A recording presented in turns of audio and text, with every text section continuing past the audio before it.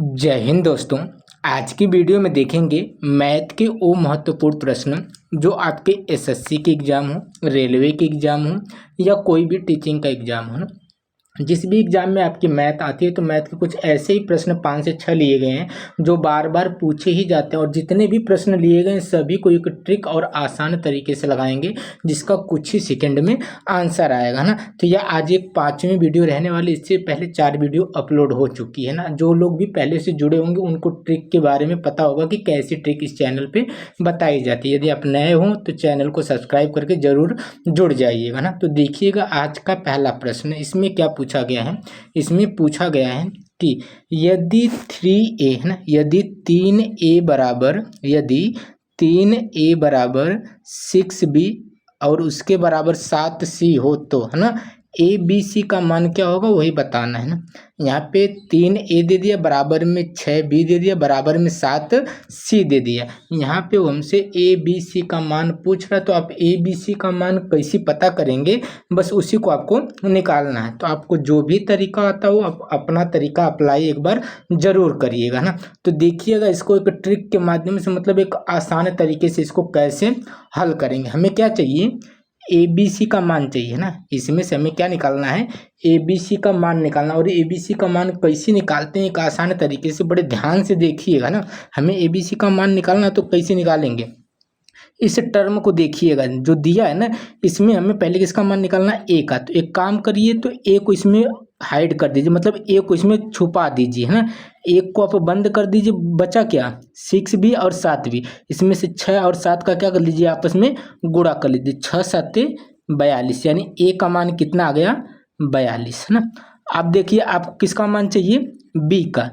इस बार क्या करेंगे, आप बी को हाइड करेंगे, मतलब बी को छुपा लेंगे। बी को क्या करेंगे, छुपा लेंगे। अब जो जो बचा उसको गुणा कर लीजिए। 3 बचा और क्या बचा 7, तो 7 त्रिक के 21। यह किसका मान आ गया, बी का मान आ गया। अब किसका मान चाहिए, सी का मान चाहिए है ना। तो सी को क्या कर दीजिए, छुपा दीजिए, मतलब सी को छोड़ दीजिए है ना। सी को क्या करिए, छोड़ दीजिए, और जो बच गया उसको आपस में गुणा कर लीजिए। बचा क्या 6 बचा और क्या बचा 3 बचा, तो 6 त्रिक 18। ये किसका मान आ गया, सी का मान आ गया। अब इसे क्या करिए, थोड़ा सा छोटा करिए है ना। यदि आप छोटा करेंगे तो लगभग 3 3 से सब कट जाएगा ना। तो 14 तियाँ क्या हो जाएगा 42, और इसको काटेंगे तो 7 त्रिक के 21, और इसको काटेंगे तो 6 त्रिक 18। यानी जो अनुपात निकल के आया वो क्या निकल गया है, 14:7:6। यानी ए का मान 14, बी का मान 7 और सी का मान कितना निकल के आया 6 निकल के आया। यानी जो आपका बी वाला ऑप्शन दिया हुआ है वही एकदम सही हो जाएगा। 14, 7 और 6 यही किसके किसके मान है, ए के, बी के और सी के मान है। तो हमें करना क्या है, जिसका मान पता करना है उसको छुपा देना। जैसे ए का पता करना तो ए को छुपा दीजिए, और जो बचा हुआ उसका आपस में गुणा कर लीजिए। बी का पता करना तो बी को छुपा दीजिए, जो बचा हुआ उसका आपस में गुणा कर दीजिए। जब सी का पता करना तो सी को छुपा दीजिए, जो बचा हुआ उसका आपस में क्या कर दीजिए, गुणा कर दीजिए। तो ये एक शानदार तरीका था इसको हल करने का। जब भी ऐसा प्रश्न आएगा आप इसी तरीके से इसको हल करिएगा। आगे देखिएगा अगला प्रश्न, इसमें क्या पूछा गया है। इसमें पूछा गया है कि एक कपड़े का है ना, एक कपड़े का 4/5 टुकड़ा, एक कपड़े का 4/5 टुकड़ा जो रिबन बनाने के लिए इस्तेमाल किया गया ना। एक कपड़े का 4/5 टुकड़ा रिबन बनाने के लिए इस्तेमाल किया गया, जिसकी लंबाई 100 सेंटीमीटर है। जिसकी लंबाई कितनी है, 100 सेंटीमीटर है। तो कपड़े की शुरू वाली लंबाई, यानी शुरुआत में कपड़े की यानी पूरी लंबाई हमसे पूछना चाह रहा है, टोटल लंबाई हमसे पूछना चाह रहा है कि कपड़े की टोटल लंबाई कितनी है। क्योंकि उसी कपड़े का हमने कितना भाग लिया है, 4/5 भाग लिया है ना। तो जो 4/5 भाग है वो किसके बराबर है, 100 सेंटीमीटर के बराबर है। उसने साफ साफ कहा है ना। तो हम इस चीज़ को लिख सकते हैं ना कि 4/5 जो है वो किसके बराबर है, 100 सेंटीमीटर के बराबर है। क्योंकि उसने साफ साफ कहा है कि जब वो 4/5 टुकड़ा रिबन बनाने के लिए इस्तेमाल करता है तो उसकी जो लंबाई रहती है कुल कितनी रहती है, 100 सेंटीमीटर मीटर रहती है। यानी वो साफ साफ कहना चाह रहा है कि जो 4/5 है वह किसके बराबर है, 100 के बराबर है। तो हमको 4/5 थोड़ी चाहिए, हमको पूरे 1 की वैल्यू चाहिए ना, यानी टोटल की वैल्यू चाहिए ना। तो यदि हमें टोटल की वैल्यू चाहिए मतलब 1, यानी वो अपने आप में पूरा कितना था ना, यह तो 4/5 है ना, 4/5 नहीं हमको चाहिए, हमको 1 यानी जो अपने आप में पूरा था उसका मान चाहिए। यानी हमें 1 की वैल्यू निकालने, हमारा आंसर निकल के आ जाएगा ना। तो देखिएगा इसको हल कैसे करेंगे ना। यदि आप चाहें तो 4 से सीधा सीधा काट लें इसको, तो कितनी बार में कट जाएगा, 25 चौके 100, 25 चौके 100, यह 5 है बटे में, उधर जाएगा गुणे में हो जाएगा। तो 25 गुणे 5 कितना हो जाएगा, 25 5 125। यानी जो कपड़े की शुरुआत में जो लंबाई थी टोटल कितनी थी, 125 सेंटीमीटर थी। अब यहाँ चाहे तो यक्स मान सकते थे, यह क्या मान सकते थे, यानी यक्स का 4/5 लेने पर 100 के बराबर था। यह यक्स की वैल्यू कितनी निकल के आ गई, 125 निकल के आ गई। या यक्स मत भी मानिए, तो आप सीधा सीधा इसको काट लीजिए, जो आंसर आ रहा है वही हमारा क्या हो जाएगा, टोटल मान हो जाएगा ना। तो यानी इसका जो सी वाला ऑप्शन दिया हुआ है एकदम सही हो जाएगा। आगे देखिएगा अगला प्रश्न, इसमें क्या पूछा गया है, इसमें पूछा गया है, और देखिए जो भी प्रश्न लिए गए ना किसी न किसी एग्जाम में पूछे गए हैं ना। देखिएगा यह एग्जाम किसमें पूछा गया है, जो आरआरबी एलपी का जो एग्जाम हुआ था, एलपी और टेक्नीशियन का, उसमें यह पूछा गया प्रश्न है। तो जो भी प्रश्न लिए गए कहीं ना कहीं पूछे गए। तो देखिएगा इसमें पूछा क्या गया है कि 4:5 का वर्गानुपात बताइए ना। 4:5 जो 5 दिया है ना, इसी का क्या बताना है, वर्गानुपात, मतलब वर्ग में अनुपात बताना है ना। वर्गानुपात मतलब वर्ग के रूप में इसका क्या बताना है, अनुपात बताना। तो सीधा सीधा एकदम सिंपल है।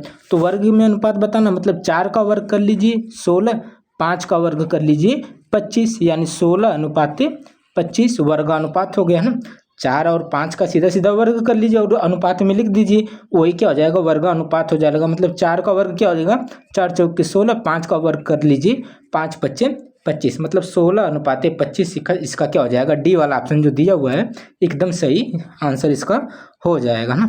आगे देखिएगा अगला प्रश्न, इसमें क्या पूछा गया है, इसमें पूछा गया है कि जया और विजया के भार का अनुपात है ना, जया और विजया के भार का अनुपात 4:5 है। कितना है, 4:5 है। यदि उनके भार का योग है ना, यदि उनके भार का योग 72 किलोग्राम है तो विजया का भार कितना है, यही बताना है। तो जया है और एक कौन है, विजया, उनके भार का पहले क्या हमें बता दिया है, अनुपात बता दिया। अनुपात क्या बताया है, 4:5, मतलब 4 और 5 के अनुपात में उनका भार है। और उनके भार का एक बार योग भी बता दिया है कि उनके भार का जो योग है वो कितना है, 72 है। तो हमसे कह रहा है कि विजया का भार कितना होगा, उसी को बताना। तो देखिएगा यह जो प्रश्न है इसको बिना कॉपी पेन के आप देखकर इसको हल कर सकते थे। कैसे हल कर सकते थे, तो देखिएगा किसका पूछा है, विजया का भार पूछा, किसका पूछा है, विजया का भार पूछा। और एक चीज नोट करिएगा ना, तो यहाँ पे कौन कौन है, जया है और दूसरे नंबर पे कौन है, विजया है। आपको एक बात बताते हैं कि जो पहला अनुपात होता है ना, जो पहला अनुपात होता है वह पहले का होता है, जो दूसरा अनुपात होता है वह किसका होता है, दूसरे वाले का होता है। और यहाँ पे हमसे पूछा किसका अनुपात है, यानी किसका भार पूछा, विजया का पूछा है। किसका पूछा है, विजया का पूछा है, मतलब विजया दूसरे नंबर पे, तो अनुपात भी इसका क्या हो जाएगा, दूसरा वाला हो जाएगा। मतलब विजया का जो अनुपात है वह कितना है, 5 है। और विजया की हमें क्या बतानी है, भार, यानी उसकी आयु, यानी जो उसकी किग्रा यानी भार बताना है। तो इसका जो भी आंसर होगा विजया का बताना है, तो विजया के अनुपात से कटना चाहिए। उसका जो भी आंसर होगा विजया के अनुपात से क्या होना चाहिए, कटना चाहिए। तो देखिए इसमें से 5 से क्या कट रहा है ना, इसमें देखेंगे 5 से सिर्फ 40 कट रहा है, तो यही हमारा क्या हो जाएगा, आंसर हो जाएगा। क्योंकि न 5 से 32 कटेगा, न 42 कटेगा, न 34 कटेगा, इसलिए हमारा सीधा सीधा आंसर क्या हो गया, ए वाला जो दिया हुआ है 40 ग्राम एकदम सही हो जाएगा। मतलब हम ऑप्शन यानी अनुपात पकड़ के सीधा सीधा ऑप्शन चेक कर सकते हैं ना। यदि आप कहेंगे कि 2 ऑप्शन मिलता तब हम क्या करते, 2 ऑप्शन मिलता तो देखिए उसके लिए क्या करते, इसको बेसिक यानी विस्तार से भी लगा सकते हैं ना। अनुपात कितना दिया है, 4:5, अनुपात कितना दिया है, 4:5, और इसका योग उसने कितना बताया है, 72 बताया।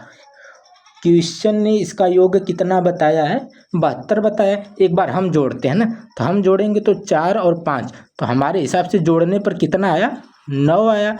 लेकिन क्वेश्चन ने कितना बता रखा है, 72 बता रखा है। कितना बता रखा है? 72 बता रखा है। मतलब कितना ज़्यादा बता रखा है? 9 8 72, 8 गुना क्या बता रखा है? ज़्यादा बता रखा है। जब क्वेश्चन ने 8 गुना ज़्यादा बता रखा है तो हमारी संख्याएं यानी जो अनुपात है वो भी 8 गुना क्या हो जाएंगी? ज़्यादा हो जाएंगी, है ना। तो विजया का पूछा तो विजया का अनुपात 5 है, तो 5 का 8 गुना कर दीजिए। 8 गुना करेंगे तो 8 पच्चे 40। और जया का पूछते तो 8 चौके 32, और 40 और 72, 40 और 32 जोड़ेंगे तो कितना आ जाएगा? 72 आ भी जाएगा। मतलब आप बेसिक भी हल कर सकते हैं और ऑप्शन के थ्रू ऑप्शन 20 का क्या कर सकते हैं? ऑप्शन के यानी सीधा सीधा अनुपात पकड़ के ऑप्शन भी चेक कर सकते हैं ना। तो आगे देखिएगा, सेम इसी पैटर्न पर एक और प्रश्न देखिए ना, इसको एक बार अपने से हल करने का प्रयास करिएगा ना। तो देखिएगा इसको कैसे लगाएंगे ना। तो इसमें दिया है कि एक 84 मीटर, है ना, एक 84 मीटर लंबी रस्सी, एक 84 मीटर लंबी रस्सी को 7 और 5 के अनुपात में बांटा गया, है ना। किस अनुपात में बांटा गया? 7 और 5 के अनुपात में बांटा गया। तो लंबे टुकड़े की लंबाई मीटर में क्या होगी वही बताना है ना। तो जो पूरी रस्सी थी वो कितने मीटर की थी? 84 मीटर की थी। कितने की थी? 84 मीटर की थी। इसे दो भागों में बांटा गया, है ना। एक को 7 के अनुपात में और दूसरा जो भाग है वो किस अनुपात में? 5 के अनुपात में। एक 7 के अनुपात में और एक 5 के अनुपात में। तो लंबे टुकड़े का अनुपात मतलब बड़ा वाला अनुपात, है ना। छोटा टुकड़ा मतलब छोटा अनुपात। तो लंबे टुकड़े का अनुपात यानी लंबाई पूछा, मतलब जो भी आंसर होगा लंबे वाले टुकड़े के अनुपात से कटेगा, यानी आंसर जो भी होगा वो 7 से कटना चाहिए ना। 7 से काटेंगे तो 42 कट रहा है, मतलब ए भी आंसर हो सकता है। और 7 7 49, ए भी कट रहा है, मतलब ए भी आंसर हो सकता है। इसका हम 2 आंसर पहले ही हटा देंगे क्योंकि ये 7 से नहीं कट रहे हैं। अब ये 2 ऑप्शन आ गया तो इसको थोड़ा सा विस्तार करके लगाएंगे ना। तो देखिएगा अनुपात क्या है? 7 है और 5 है। 7 और 5 यदि आप जोड़ेंगे तो कितना होगा? 12 होगा। 7 और 5 का योग करेंगे तो कितना होगा? 7 5 12। तो हमने जोड़ा तो कितना आया?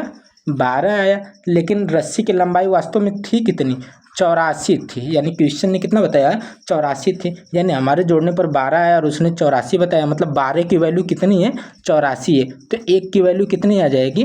12 7 84। 1 की वैल्यू कितनी आ जाएगी? 7 गुना आ जाएगी ना, 7 आ जाएगी। जब 1 की वैल्यू 7 है तो 7 की वैल्यू कितनी हो जाएगी? 7 गुणे 7 यानी 7 7 49। यानी इसका क्या हो जाएगा? डी वाला जो ऑप्शन दिया हुआ है एकदम सही हो जाएगा ना। तो टोटल ये 5 प्रश्न थे जो किसी न किसी एग्जाम में पूछे गए थे। तो इन 5 प्रश्नों को एक आसान तरीके से आपको बताने का प्रयास किया गया है ना। यदि वीडियो में कुछ भी समझ में आया हो तो वीडियो को लाइक शेयर एंड चैनल को सब्सक्राइब कर लीजिएगा। मिलते हैं अगली वीडियो में।